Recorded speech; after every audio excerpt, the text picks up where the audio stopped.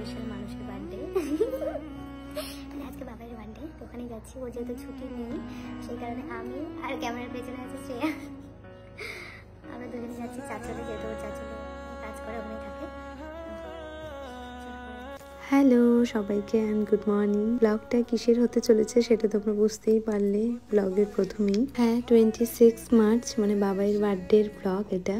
তোমাদের সাথে সবকিছুই শেয়ার করব, যেহেতু সবকিছু শেয়ার করি তাই ভাবলাম এটারও একটা ব্লগ তোমাদের সাথে আমি শেয়ার করি। সেদিন অনেকটা এক্সাইটেড ছিলাম, তোমরা ভিডিওর প্রথমেই দেখতে পেলে, কারণ প্রায় ওর সাথে আমার 3.5 মাস পর দেখা হচ্ছে। যেহেতু আমরা অনেক দূরে যাব, সেই আমরা সকাল সকালে সেদিন বেরিয়ে পড়ি, 7:50 কি 7:40 মধ্যেই বেরিয়ে পড়ি। আর ফার্স্ট টাইম আমার ওই দিকে যাওয়া, চাচলের দিকে, আমি কোনোদিন ওই দিকে যাই। তারপরে যাব স্কুটি নিয়ে এতটা রাস্তা। বাড়ি থেকে বেরিয়েই আমরা প্রথমে চলে যাই কুশমুন্ডিতে, কারণ কুশমুন্ডিতে আমাদের কেকের অর্ডার ছিল, আর কেকটা অর্ডার করেছিলাম ববিতাদির কাছ থেকে। কেকটা টেস্ট সত্যি খুব অসাধারণ ছিল। Thank you so much Babita দি।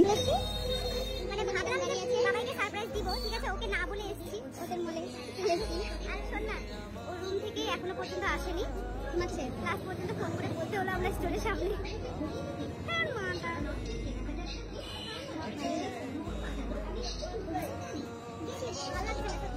ও আবার মানে আইডিয়া করে নিছে যে আমি আসবো, বলে রাখছে ম্যাডাম আসবে কালকে। ও কিন্তু ডেলি সকালবেলায় ডিউটিতে আসে, কিন্তু জানি না সেদিন কেন ডিউটিতে যায়নি সকালে। উল্টে স্টোরে সবাইকে স্টাফদেরকে বলে রেখেছে কালকে আসবে, মানে আমার কথা বলে রেখেছে। বাট আমরা সত্যি জানি না কি করে জানতে পারলো, আমরা কেউই জানাইনি।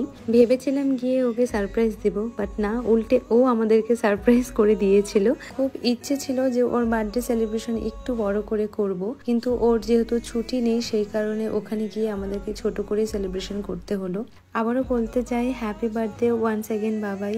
অনেক ভালো থেকো, অনেক বড় হও, আর সাকসেসের দিকে এগিয়ে যাও। তোমার প্রত্যেকটা স্বপ্ন যেন পূরণ হয়, ভগবানের কাছে আমি এটুকুই শুধু প্রার্থনা করি।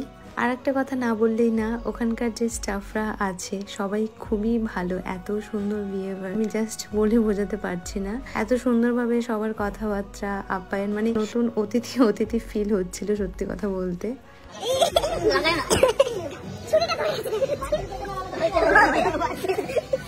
কেক কাটিং করা তো হয়ে গেছিল, বাট আমি পায়েস করে নিয়ে গেছিলাম ওর জন্য, সেটা খাওয়াতে ভুলে গেছিলাম, তাই কেক কাটিং এর পরে আমি ওকে পায়েসটা খাইয়ে দিলাম।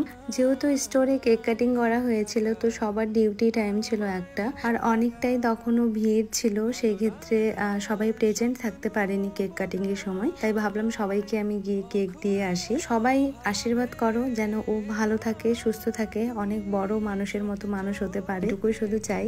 চলো ব্লগটা এই অবধি এন্ড করলাম। সবাইকে টাটা, সবাই ভালো থেকো, সুস্থ থেকো। আবার নেক্সট ব্লগে দেখা হচ্ছে তোমাদের সবার সাথে। টাটা।